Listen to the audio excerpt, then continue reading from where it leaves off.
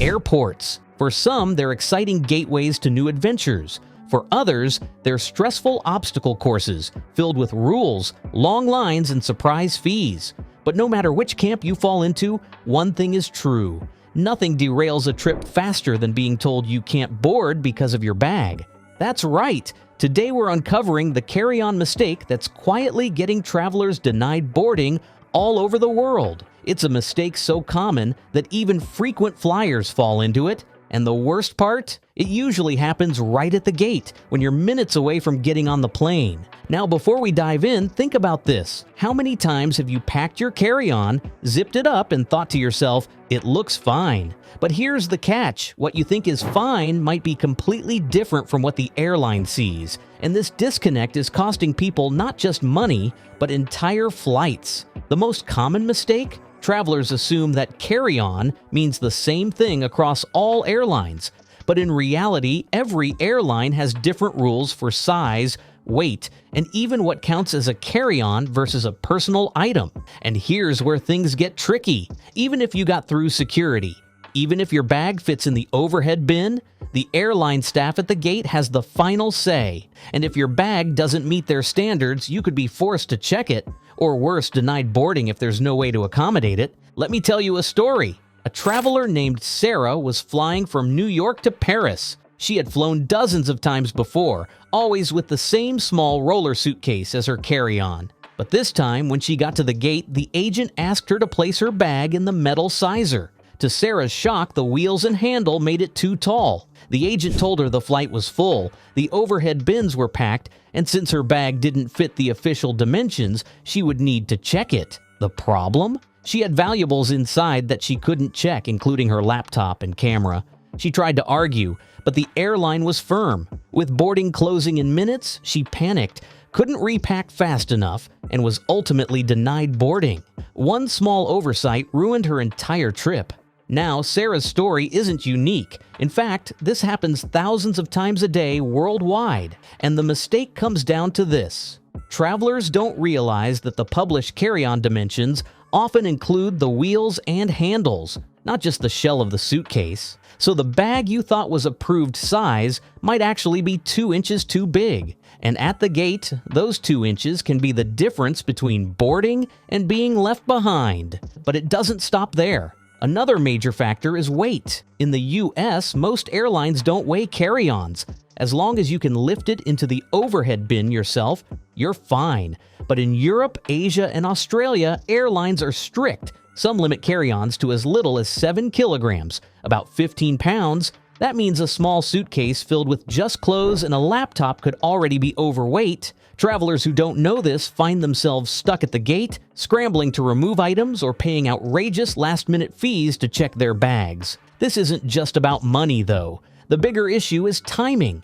Airlines operate on strict schedules. If you're holding up the boarding process because of your carry-on, gate agents are under pressure to resolve the problem quickly, and sometimes the fastest solution is simply to deny boarding. It may feel harsh, but from the airline's perspective, one passenger is not worth delaying an entire flight. So how do you avoid making this carry-on mistake? First, always check your airline's specific size and weight requirements before you pack. Don't assume that because one airline allowed your bag, another will too. Second, measure your bag, including the wheels and handle. That's the part most travelers forget.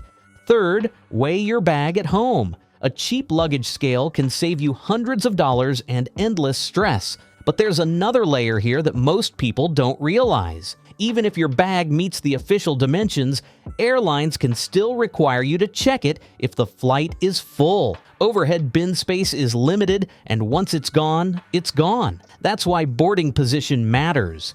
Passengers who board last are far more likely to be told their carry-on must be checked, even if it meets all the rules. Now let's talk about personal items.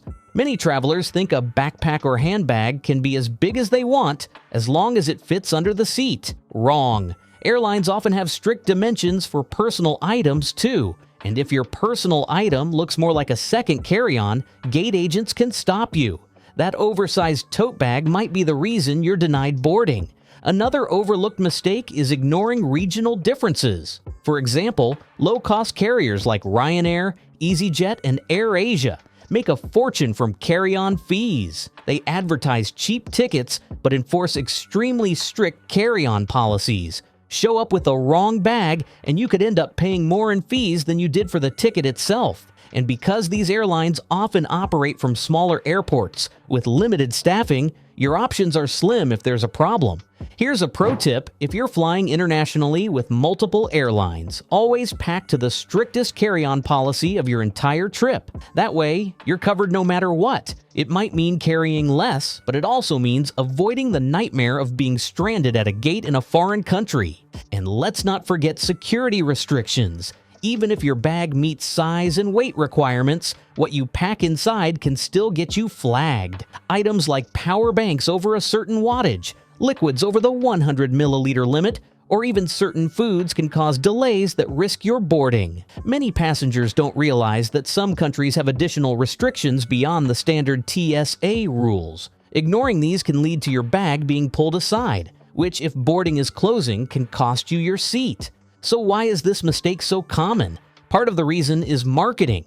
Luggage companies often label their products as carry-on size approved, but that's misleading. Approved by who? For which airline? The truth is, there is no universal carry-on standard. A suitcase that's perfect for Delta might be oversized for Lufthansa, and most travelers don't learn this until it's too late. Another reason is complacency. Frequent travelers assume that because they've flown with a certain bag dozens of times, it will always be accepted, but airline policies change. What was allowed last year might not be allowed this year, and sometimes it depends on the gate agent. If they're strict, you're out of luck. The financial stakes are huge. Airlines make billions every year from baggage fees, much of it from carry-on violations. For them, enforcing these rules isn't just about safety, it's also about profit, and that means they have every incentive to catch you at the gate. So what's the bottom line? The carry-on mistake that's getting travelers denied boarding is assuming that your bag is fine just because it looks fine or because it's been fine before. The reality is, rules vary, enforcement varies, and the only way to protect yourself is to prepare. Measure, weigh, and research every time you fly. Travel is stressful enough without adding last-minute surprises. Don't let a couple of inches or a few pounds stand between you and your destination. Plan ahead, pack smart, and you'll walk onto that plane with confidence while others scramble at the gate. Because here's the truth: the airlines aren't going to change these rules anytime soon, but you can change how you approach them. And in today's world of travel, knowledge isn't just power, it's your boarding pass. If you found this video helpful, give it a like so more travelers can avoid the same mistake. Don't forget to subscribe and hit the notification bell for more tips that will save your trip, your wallet, and your sanity. And share this with a friend who's always overpacking. You might just save their next vacation. Imagine this: you've finally packed your bags, tickets in hand, excitement buzzing as you make your way through the airport. You've planned everything: hotel booked, itinerary polished, outfits selected perfectly. But as you step up to the boarding gate, an airline agent pulls you aside. Suddenly, you hear the words every traveler dreads: "I'm sorry, you can't board with that bag." This situation, while it may sound extreme, is surprisingly common. The mistake lies in what passengers assume about their carry-on: its size, its weight, or even what they've tucked inside. Airlines are more strict than ever about enforcing their policies, and one small oversight can cost you your trip. What most travelers don't realize is that carry-on restrictions aren't just about dimensions. Airlines consider overhead bin capacity, aircraft type, and flight occupancy before deciding how strict to be. For example, a bag that was perfectly fine on a wide-body international flight could suddenly be too large for a domestic commuter jet with smaller compartments. This inconsistency is where passengers often get caught. One airline may allow a 22-inch carry-on, while another insists on 21 inches or less. Add in budget airlines that measure your bag to the millimeter, and it becomes a stressful gamble. Weight is another hidden culprit. In the United States, weight limits on carry-ons are rare, but in Asia and Europe, they're strictly enforced. A bag under the size limit but over the weight threshold may result in an unexpected check-in fee Or worse, being denied at the gate. The worst part? These rules are often buried deep in the fine print of the airline's website, and passengers only discover them when it's too late. Then there's the issue of personal items. Many travelers assume a backpack, tote, or laptop bag doesn't count toward their carry-on allowance, only to be surprised when a gate agent demands that it fit under the seat. Some airlines even consider a small shopping bag from the airport as an extra item and will make you consolidate it into your luggage. These little technicalities are how airlines quietly rake in millions from unsuspecting passengers. Another mistake travelers make is overstuffing their carry-ons. Even if the dimensions technically comply, a bulging zipper or stretched fabric can push the bag over the limit. Gate staff are trained to spot this, and once they notice, you're almost guaranteed to be pulled aside. Worse, if the overhead bins are already full by the time you board, your carry-on will be checked regardless of compliance. And if you packed essentials like medication, electronics, or valuables, you could find yourself scrambling. But here's where it gets tricky. Enforcement often depends on the mood of the gate agent or the busyness of the flight. This inconsistency lulls people into thinking, I got away with it last time, so I'll be fine again. Unfortunately, the one time you really can't afford a delay, say on your way to a wedding, cruise, or business presentation, is the time an agent will flag your bag. The consequences can be severe.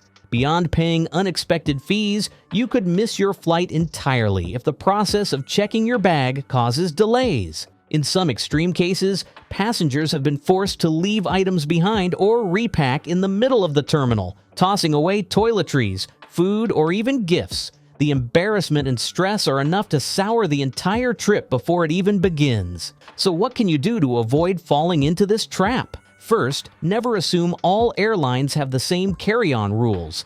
Check the exact size and weight limits for every airline on your itinerary.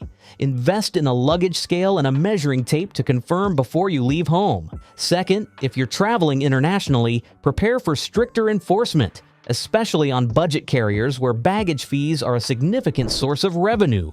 Third, always pack essential items like medicine, documents, and electronics in a small personal bag that you're certain will fit under the seat. That way, even if your carry-on is taken from you, your most important belongings stay with you. Traveling should be about excitement, not anxiety at the gate. Don't let a simple carry-on mistake ruin your plans. If you found this guide helpful, share it with fellow travelers, subscribe for more insider travel tips, and drop a comment about your worst airport baggage experience. Let's help each other travel smarter and stress-free. Safe travels, and see you in the next video.